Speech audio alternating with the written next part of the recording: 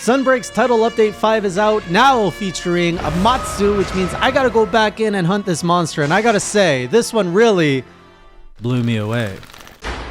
Welcome back, Classic Crew, to another journal in my forever Sunbreak journey of trying to complete every single quest in this game. What does that mean? It means getting all the little check marks on every possible quest that this game has to offer. There are hundreds of quests that remain. I am constantly grinding away. And with Title Update 5 out, I figured it was a good chance to get back in, do a little bit of grinding, seeing what's up, because to my understanding, I have to get my AR rank, Anomaly rank, up to a significant number in the 200s if I want to unlock quests that come with a little check mark. Is this a quest of fools? Yes.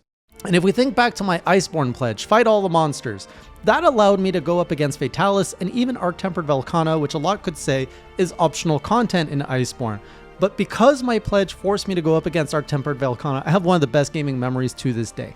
And so every time I build my pledges, they're always designed, they're actually not designed, but they're always intended to to make me go beyond my comfort zone and my gamer. So yes, I will complain on these videos. You will hear me complain about my pledges, but that is good, that is healthy, that is pushing me to an area of growth so that I can experience things that otherwise I just wouldn't experience. Would I have played 26 plus games of Castlevania if I had not pledged the whole franchise? No. Would I have abandoned my 3U pledge? Well, let's not talk about the 3U pledge. So anyways, let's talk about the latest updates in Sunbreak, as well as where I'm at in my journey. So the first thing is I needed a fresh look. Same with my armor. I've been wearing this armor for probably 6 months now, since the last Drip Fest.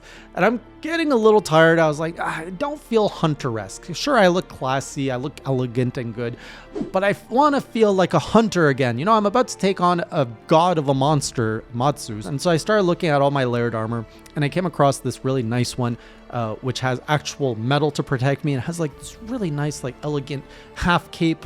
I was like, this is perfect. Turns out it's Arlo's armor. I didn't realize that until after I put it on. People were like, oh, you're like Arlo.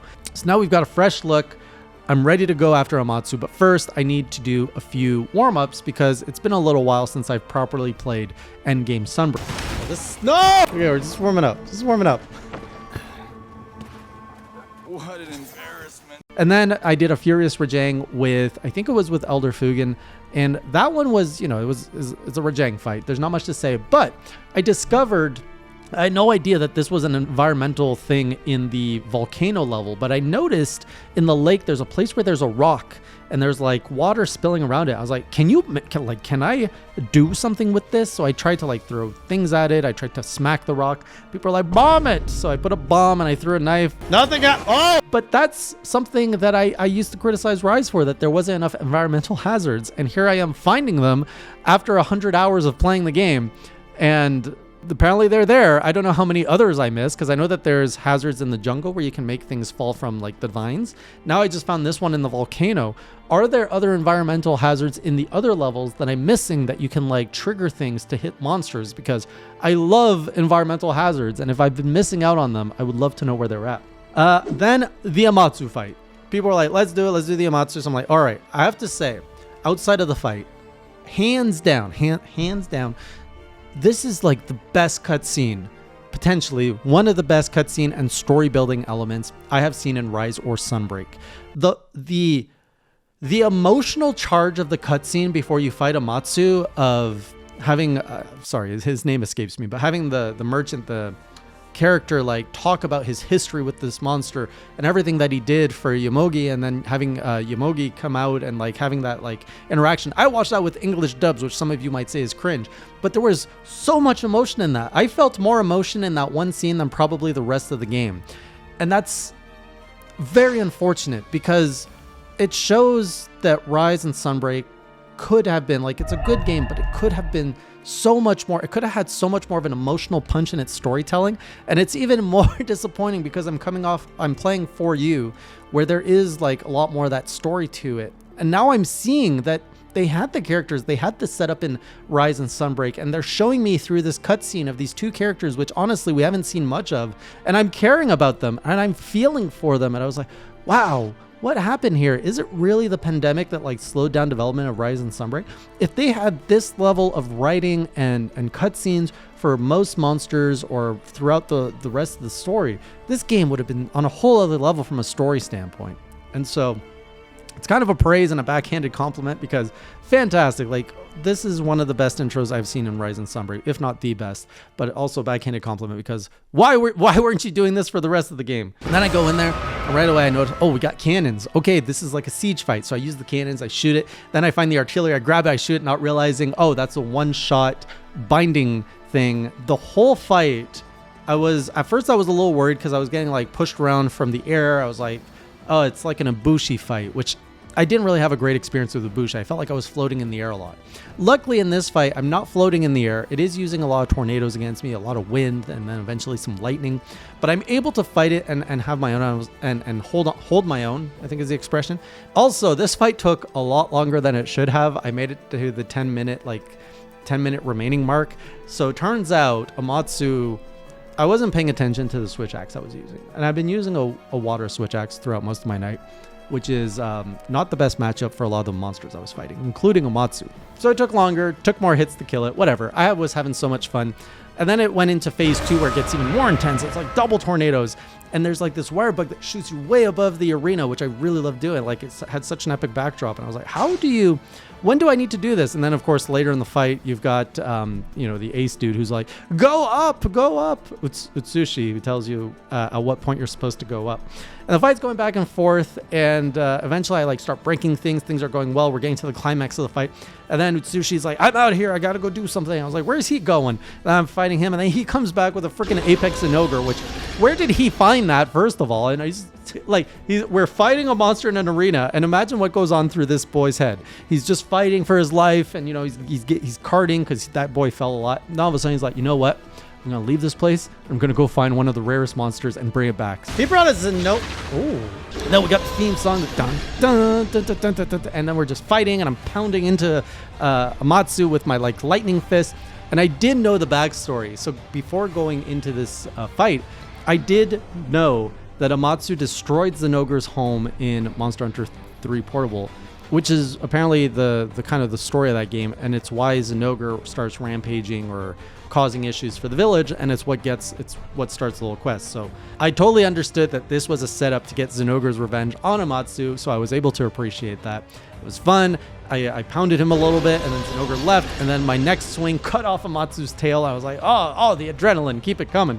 And then I start carving the tail, and I hear something oh so familiar, but also out of place. I was like, why is that? I know that noise, but why does it feel like it doesn't belong here? And people were like, it's the old collect sound. It's the old collect sound from the Monster Hunter that's put in here as an Easter egg. I was like, oh my, it felt so weird to hear that sound in Rise Sunbreak. And I didn't connect it at first because I'm like, I know that sound. I can feel like it kind of belongs here, but it also doesn't belong here. So nice touch, Capcom team, on doing that. I did cart twice. The first one was to the tornado-like vortex, which I had no idea what was going on. I just got blown away, literally. And then the second cart came towards the end of the fight, which was scary because I'm like, oh no, I better not lose this. I'm 40 minutes into this fight. And luckily, I was playing a little bit more defensively at that point, and I was able to seal the deal, close it off. Amatsu off the checklist. We are done. Fun fight. Fantastic creature. Fantastic monster. And then there was music that I couldn't appreciate, but apparently was the classic theme of Amatsu that plays for the victory music. Love when they have all these throwbacks and things. Even if I can't appreciate them as a fan because I haven't done that content, I can still respect that they've done that, and I love those decisions. After that was done, bring on the multiplayer. We opened the gates to Anomaly rank grinding. So I was at Anomaly rank 60. And by the end of the night, I managed to go up to Anomaly ranked 82. Doesn't feel like a slug. I did that in about 3-4 hunts, and we do it in multiplayer. And because I'm not doing this back-to-back consistent, the AR grind isn't too bad for me now. Let's check in again when I'm grinding at 150 or whatever. But for now, it's cozy with friends. I like it. Doing that allowed me to unlock. I passed Master Rank 110 finally, so I've unlocked my first Risen monster. And I got to fight the Risen Chameleos, and I have to say, Let's see you get out of this one. where'd my trap go? Wait, you can't capture an elder, but you can still trap them, right? Go. No? Once I understood the pattern of, you know, he puts like, he has so many patterns, but it's so cool that it all clicked after a while, maybe 20 minutes. I finally understood. Here are all his patterns. He either like spits a bunch of balls up in the air, or he either spits a bunch of balls down on the ground. When he does that, you want to get out of the way. Sometimes he puts a cloud, gas cloud, poison cloud, and then he smacks his tail into it, and that makes a boom. You want to be out of that. And then the rest of the time, you just want to be close up and just smacking him. Just smack him as much as you can. But when he is like dropping all that poison, it just comes in so fast. And that poison like really takes away your health so fast. It just, you can die quickly is what I'm learning from the Risen monsters. You can die quickly.